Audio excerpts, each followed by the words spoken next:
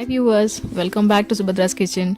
This is a very special video, an eggless whole wheat jaggery cake flavored with saffron and cardamoms, specially baked for my husband's birthday. Hope you would like this. For the ingredients and the measurements, please check the description box below.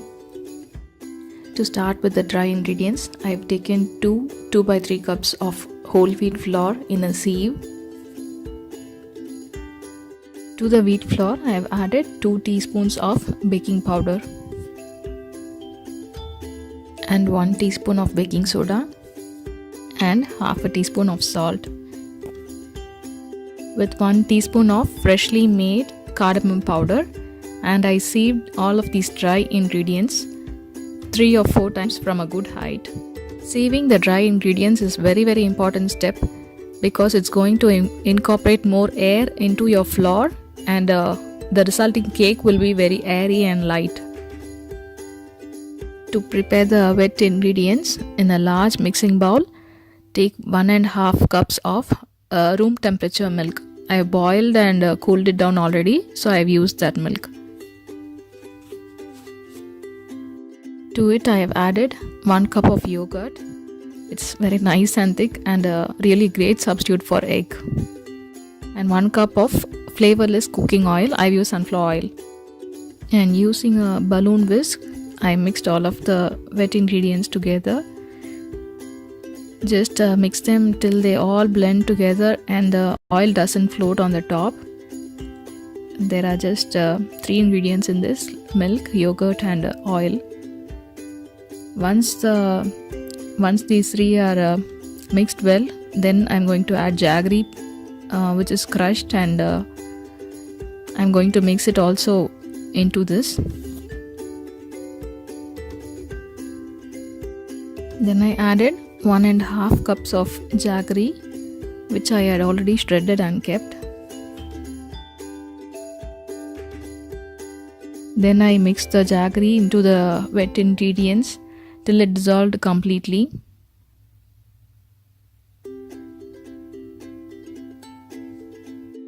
Then I added the dry ingredients, flour, that is the sieved flour, into the wet ingredients and gave a slow mix, and I did it in 3 or 4 batches.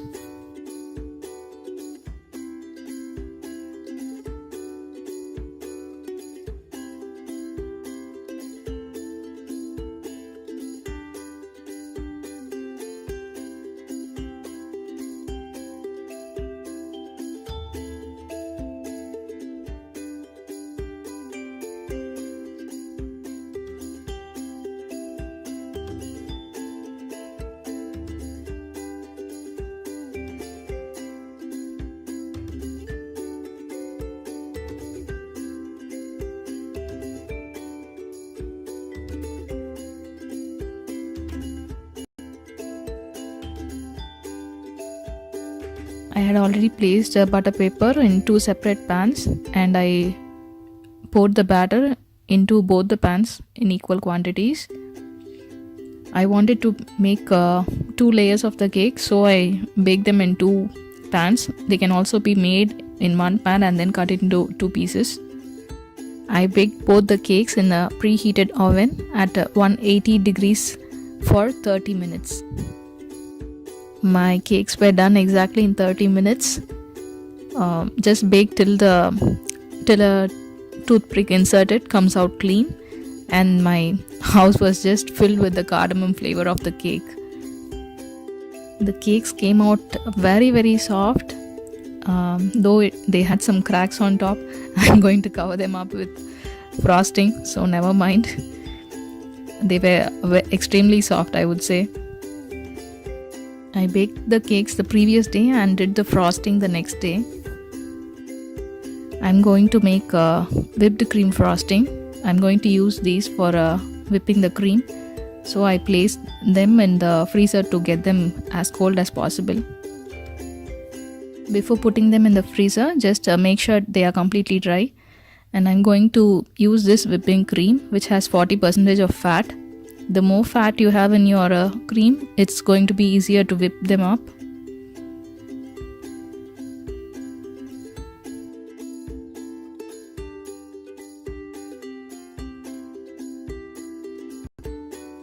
To get the rasamalai flavor, I prepared the reduced milk. That is, I boil 1.5 cups of milk with a pinch of saffron and half a teaspoon of cardamom and 2 teaspoons of sugar, and let it reduce to half. And I've used 5 teaspoons of that milk into the cream. I whipped it in a very low speed for a few minutes till it started to thicken up.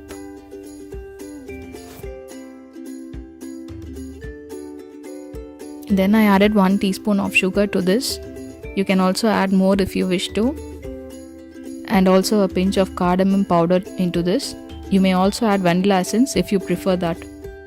You can add up to 1/4 cup of the thick milk, the rasamalai milk, to 1 cup of whipping cream to make the frosting. You may also add a little more sugar if you prefer to. And it's about to get set. Now you can see the sharp peaks are forming up and the cream is fully whipped. The frosting is ready to go on the cake. I tried to make the top of the cake even by removing the excess, and I did the same on both the cakes.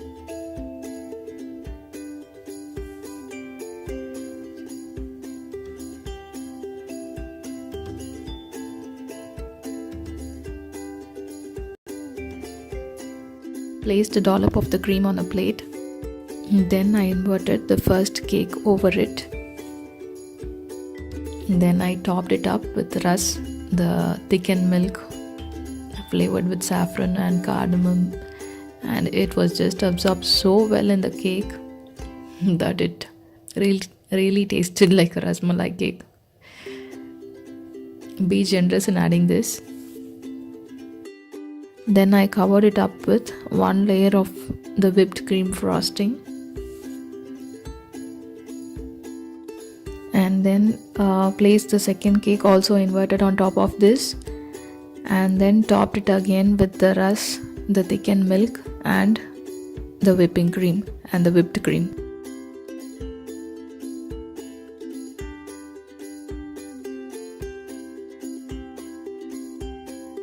Somehow I managed to complete the frosting. To do the piping, you can use a piping bag or a simple ziploc cover and make a hole in one of the corners.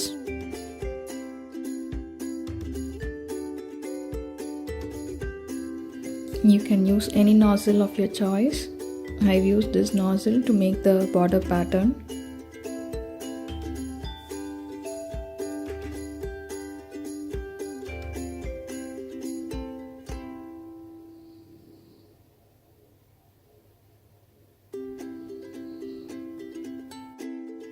To fill in the piping bag, I placed it on a glass cup so that there won't be any wastage of the frosting.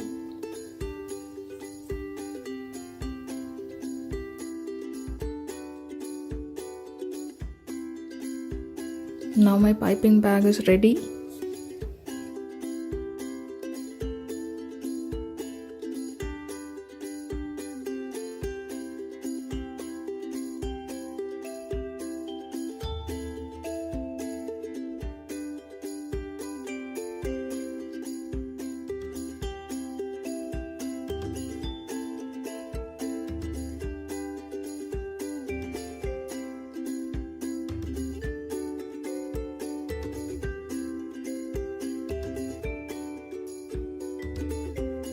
And I used some kiwis and chocolates to decorate it.